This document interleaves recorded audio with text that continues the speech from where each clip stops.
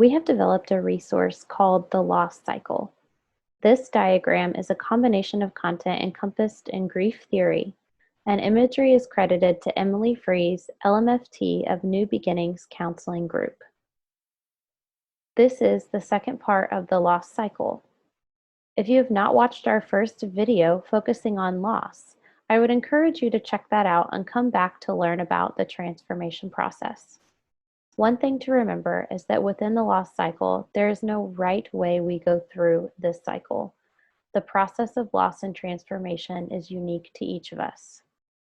There is a shift that occurs between focusing on the loss you have experienced and looking towards the future.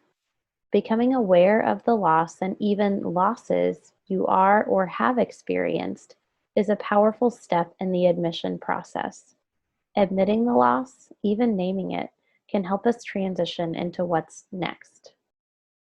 When you are able to admit and even name the loss, this can open up the opportunity for acceptance.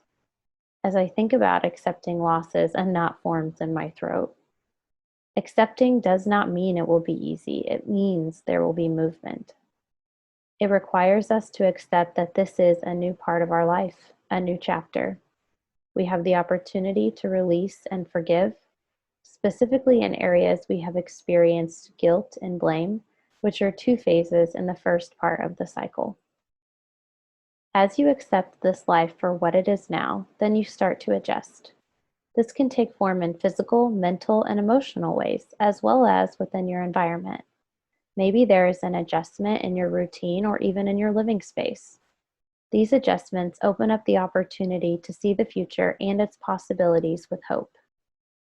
Adjustment leads to action, the chance to make new plans for new areas of your life and begin to write a new chapter. As you transform through loss and act on the possibilities that lead to healing and renewing, there is new meaning that becomes possible from grieving the end of one chapter and experiencing the hope that comes from beginning another.